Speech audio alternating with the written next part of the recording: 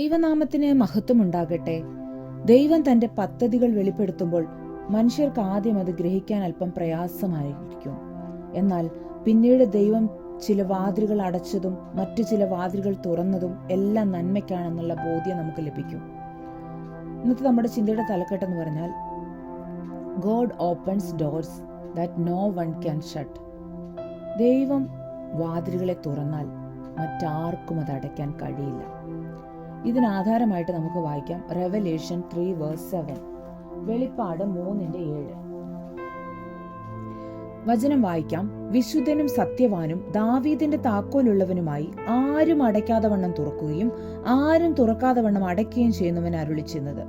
നമ്മുടെ കർത്താവിനെ കുറിച്ച് അരുളി ചെയ്യുന്നു, വിശുദ്ധവാനും സത്യവാനുമായ ദൈവം ആരും അടയ്ക്കാതെ വണ്ണം വാതിൽ തുറക്കുന്നൊരു ദൈവം, ആരും തുറക്കാതെ വണ്ണം വാതിൽ അടയ്ക്കുന്ന ഒരു ദൈവം.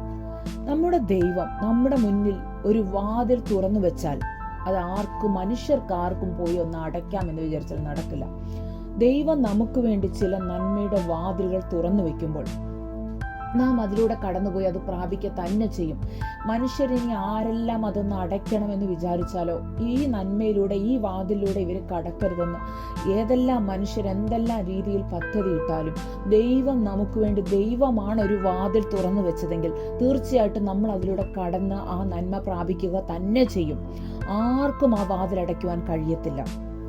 ഇവിടെ നമ്മൾ യെശയ്യാവിന്റെ ബുക്കിൽ നോക്കുവാണെങ്കിൽ യെശയ്യാവ് 45:1 ഇങ്ങനെ പറയുന്നു, യഹോവ തന്റെ അഭിഷിക്തനായ കോരഷ് എന്നൊരു രാജാവിനെ കുറിച്ച് കർത്താവ് ഈ കോരഷിനെ തിരഞ്ഞെടുത്തു മന്ദിരത്തിന്റെ അടിസ്ഥാനമിടാൻ.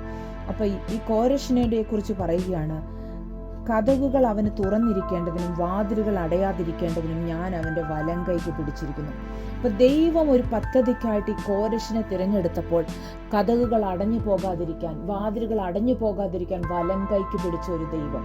നമ്മുടെ ജീവിതത്തിലും അങ്ങനെ തന്നെയാണ്. ദൈവം ചില വാതിലുകൾ നമുക്ക് വേണ്ടി തുറക്കുവാൻ ആഗ്രഹിച്ചാൽ ആ വാതിൽ അടഞ്ഞു പോകാതിരിക്കാൻ ദൈവം നമ്മുടെ വലം കൈക്ക് പിടിച്ചിട്ടുണ്ട്. അപ്പൊ അതുകൊണ്ട് നമുക്ക് വേണ്ടി ദൈവം ഒരു വാതിൽ തുറന്നിട്ട് അത് അടഞ്ഞു പോകുമോ, എനിക്ക് ആ വാതിലൂടെ കടന്ന നന്മ പ്രാപിക്കാൻ കഴിയില്ലെന്ന് പറഞ്ഞ് ഭാരപ്പെടേണ്ട. ദൈവമാണ് നമുക്ക് വേണ്ടി ആ വാതിൽ തുറന്നതെങ്കിൽ തീർച്ചയായിട്ടും നാം ആ വാതിലൂടെ കടക്കുകയും ആ നന്മ പ്രാപിക്കുകയും ചെയ്യും. അപ്പൊ ദൈവം ഒരു വാതിൽ നമുക്ക് വേണ്ടി തുറന്നാൽ ഒരു മനുഷ്യനും അത് അടയ്ക്കുവാൻ കഴിവുള്ളതല്ല എന്ന് നമുക്ക് വചനത്തിൽ കാണുവാൻ കഴിയും.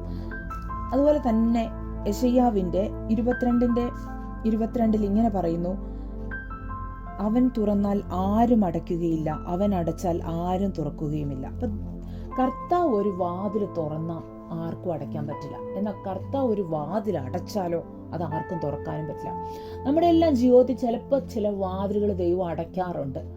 നമ്മൾ നമ്മൾ ആ ഒരു കാര്യം നമ്മൾ ആഗ്രഹിക്കുക, പക്ഷെ ആ വാതിൽ അടഞ്ഞിരിക്കുക. നമ്മൾ ദൈവസന്നിധി പോയിരുന്ന് കുറേ കരയുകയും ഈ വാതിലിന്റെ മുമ്പിൽ നിന്ന് നമ്മൾ ദൈവത്തോട് കരയുകയും പ്രാർത്ഥിക്കുകയും വിഷമിക്കുകയും ഒക്കെ ചെയ്യുക, പക്ഷെ വാതിൽ തുറക്കുന്നില്ല. വാതിൽ തുറക്കാൻ നമ്മൾ വല്ലാത്ത പ്രയാസത്തിലും വല്ലാതെ നമ്മൾ പ്രയാസപ്പെടുന്ന ഒരു അനുഭവം. കാരണം വാതിലിന്റെ മുന്നിൽ നിന്ന് നമ്മൾ പ്രാർത്ഥിക്കുക, ദൈവമേ ഈ വാതിൽ തുറക്കണമേ, എനിക്ക് കടന്നപ്പുറം പോകണമെന്ന് പറഞ്ഞു. എന്നാൽ നമ്മൾ ഇപ്പോഴത്തെ ഈ അവസ്ഥ ചിന്തിച്ചുകൊണ്ട് നമ്മൾ പ്രാർത്ഥിക്കുന്ന ദൈവത്തിനറിയാം നീ ആ വാതിൽ കടന്നപ്പുറത്ത് പോയാൽ അത് നന്മയ്ക്കല്ല തിന്മയ്ക്കായി വ്യാപരിക്കുമെന്ന്. അപ്പോൾ അതൊരു തിന്മ നമ്മുടെ ജീവിതത്തിൽ ഒരു തിന്മ വരാനുള്ള കാരണമാകാതിരിക്കാൻ ദൈവം ആ വാതിൽ അടച്ചിട്ടിരിക്കുക. നമ്മളെ അപ്പുറത്ത് കടക്കാൻ ദൈവം അനുവദിക്കുന്നില്ല. പലപ്പോഴും നമ്മളത് മനസ്സിലാക്കാതെ നമ്മൾ ഈ വാതിലിന്റെ മുന്നിൽ കിടന്ന് ദൈവത്തോട് നിലവിളിക്കുകയും പ്രാർത്ഥിക്കുകയും ചെയ്യും. എന്നാൽ ദൈവം നമ്മളോട് പറയാ തലപൊക്കി നോക്കുമ്പോൾ ദൈവം മറ്റൊരു വലുതും വിശാലവുമായ ഒരു വാതിൽ നമുക്ക് വേണ്ടി തുറന്നിട്ടിട്ടുണ്ട്. നമ്മൾ അത് കാണാതെയാണ് ഈ വാതിലിന്റെ മുമ്പിൽ നിന്ന് നമ്മൾ നിലവിളിക്കുന്നത്. ദൈവം പറയാം, നിനക്ക് വേണ്ടി ഞാൻ മറ്റൊരു വാതിൽ തുറന്നിട്ടിട്ടുണ്ട്, ആ വാതിലൂടെ കടന്ന് നന്മ പ്രാപിക്കുക. അപ്പം ദൈവം പലപ്പോഴും നമ്മുടെ മുന്നിൽ ചില വാതിലുകൾ അടയ്ക്കുമ്പോൾ നാം ഭാരപ്പെടേണ്ട. നമ്മൾ ഒത്തിരി ആഗ്രഹിച്ചിരുന്ന ദൈവമേ എന്നിട്ട് ഈ വാതിൽ എനിക്ക് വേണ്ടി അടച്ചല്ലോ, എനിക്ക് അപ്പുറത്ത് കടക്കാൻ കഴിയുന്നില്ലല്ലോ എന്ന് പറഞ്ഞ് ഭാരപ്പെടേണ്ട. ദൈവത്തിനറിയാം നാളെ എന്ത് ഭവിക്കുമെന്ന്. ആ വാതിലൂടെ കടന്നുപോയാൽ നാളെ നിനക്ക് എന്ത് ഭവിക്കുമെന്ന് ദൈവത്തിനറിയാം. അതുകൊണ്ട് ദൈവം ആ വാതിൽ അടച്ചിട്ടിരിക്കുക. അതുകൊണ്ട് ആ വാതിലിന്റെ മുന്നിൽ പോയി ഇനി കരയുന്നത് നിർത്ത്, തല പൊക്കി നോക്ക്, ദൈവം മറ്റൊരു വാതിൽ തുറന്നിട്ടുണ്ടാവും. തീർച്ചയായിട്ടും ദൈവം ഒരു വാതിൽ അടയ്ക്കുമ്പോൾ ദൈവം മറ്റൊരു വാതിൽ തീർച്ചയായിട്ടും നമുക്ക് വേണ്ടി തുറന്നിട്ടിട്ടുണ്ടാവും. നമ്മൾക്ക് പലപ്പോഴും അത് കാണാൻ കഴിയുന്നില്ല, കാരണം നമ്മുടെ കണ്ണ് മുഴുവൻ ഈ വാതിലേക്കായതുകൊണ്ട് തുറന്നു കിടക്കുന്ന വാതിൽ നമുക്ക് കാണാൻ കഴിയാത്തൊരനുഭവം. അപ്പോൾ ദൈവം നമ്മുടെ മുന്നിൽ ഒരു വാതിൽ അടച്ചിട്ടുണ്ടെങ്കിൽ നാം ഭാരപ്പെടേണ്ട, മറ്റൊരു വാതിൽ നമുക്ക് വേണ്ടി ദൈവം തുറന്നിട്ടുണ്ട്. കണ്ണ് തുറന്ന് നമ്മൾ നോക്കുകയും ആ നന്മ പ്രാപിക്കുകയും ചെയ്യാൻ മാത്രം ശ്രമിച്ചാൽ മതി. അപ്പോൾ ജീവിതത്തിൽ എപ്പോഴെങ്കിലും ദൈവം നമുക്ക് വേണ്ടി ഒരു വാതിൽ തുറന്നിട്ടുണ്ടെങ്കിൽ അത് നന്മയ്ക്കായിട്ടാണ്. അത് പിന്നെ ആർക്കും അടയ്ക്കാൻ പറ്റത്തില്ല. ഇനി ആരെല്ലാം എന്തെല്ലാം ശ്രമിച്ചാലും നമ്മുടെ മുന്നിൽ തുറന്നു വെച്ചിരിക്കുന്ന ഒരു ദൈവമാണെങ്കിൽ ദൈവം നമ്മുടെ വലം കൈക്ക് പിടിച്ചിട്ട് ആ വാതിലൂടെ നമ്മളെ കടത്തും, ആ നന്മ നമ്മൾ പ്രാപിച്ചിരിക്കും. അതുകൊണ്ട് ആ വിഷയത്തിൽ നാം ഭാരപ്പെടേണ്ടതില്ല.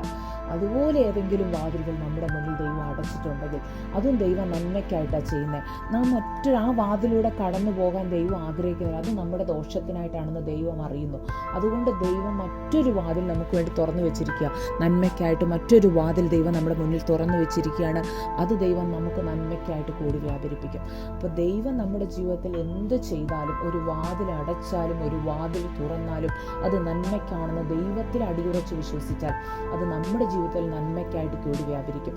പലപ്പോഴും നമ്മൾ ദൈവം ചെയ്യുന്ന ഈ നന്മകളെ മനസ്സിലാക്കാൻ കഴിയാതെ ദൈവമേ എൻ്റെ മുന്നിൽ എന്തിനു വാതിലടച്ചു എന്ന് പിറുപിറുക്കുന്ന അനുഭവമാണെങ്കിൽ ദൈവസന്നിധിയിൽ ഏറ്റുപറയുക, ദൈവമേ ഞാൻ കണ്ണു തുറന്ന് നോക്കിയില്ല, ഈ വാതിലിൻ്റെ മുന്നിൽ തന്നെ നിന്ന് ദൈവത്തിൻ്റെ സന്നിധി ഞാൻ പറഞ്ഞുകൊണ്ടിരുന്നു, ദൈവമേ വാതിൽ തുറക്കണം എന്നാൽ ഞാൻ തലപൊക്കി കണ്ണു തുറന്ന് നോക്കിയിരുന്നെങ്കിൽ എനിക്ക് കാണാമായിരുന്നു മറ്റൊരു വാതിൽ ദൈവം എനിക്ക് വേണ്ടി, ഏറ്റവും വലുതും വിശാലവുമായിട്ടുള്ള മറ്റൊരു വാതിൽ ദൈവം എനിക്ക് വേണ്ടി തുറന്നിട്ടത്. എനിക്ക് അതിലൂടെ നടന്ന് നന്മ പ്രാപിക്കാമായിരുന്നു. പക്ഷെ ഞാൻ ഇതിൻ്റെ മുന്നിൽ തന്നെ നിന്ന് പിറുപിറുക്കുന്ന അനുഭവമായതുകൊണ്ട് ഞാൻ കണ്ടില്ലെന്ന് പറഞ്ഞ് ദൈവസന്നിധിയിൽ ഏറ്റു പറയാം, ദൈവമേ അങ്ങ് തുറന്നു വെച്ചിരിക്കുന്ന വാതിലിനായി നന്ദി. ഏത് വാതിലും ദൈവം തുറക്കാതെ അതിലൂടെ കടന്നിട്ട് യാതൊരു കാര്യവുമില്ല, അത് നമുക്ക് ദോഷത്തിനായിട്ട് ഭവിക്കും. അതുകൊണ്ട് ദൈവം ഒരു വാതിൽ നമുക്ക് തുറന്നു വെക്കുന്നതിന് വേണ്ടി നാം കാത്തിരിക്കുക, ആ വാതിലിലൂടെ നാം കടന്നു പോകുക, നന്മ പ്രാപിക്കുക. ഈ വചനങ്ങളാൽ ദൈവം നിങ്ങളെ അനുഗ്രഹിക്കട്ടെ. നമുക്ക് പ്രാർത്ഥിക്കാം. സ്വർഗ്ഗസ്ഥനായ ഞങ്ങളുടെ പിതാവേ, കർത്താവെ, ആരും അടയ്ക്കാതെ വാതിൽ തുറക്കുന്ന ദൈവമേ, ആരും തുറക്കാതെ വണ്ണം വാതിലടയ്ക്കുന്ന കർത്താവെ, ഞങ്ങൾ അങ്ങയിൽ വിശ്വസിക്കുന്നു. ഞങ്ങൾക്ക് വേണ്ടി പുതുവാതിലുകളെ തുറക്കണമേ കർത്താവ്. അങ്ങനെ ചെയ്യുന്നതിനായി നന്ദി പ്രാർത്ഥന ഇട്ടിരിക്കുക യേശുവിൻ്റെ നാമത്തിൽ തന്നെ. ആമേൻ.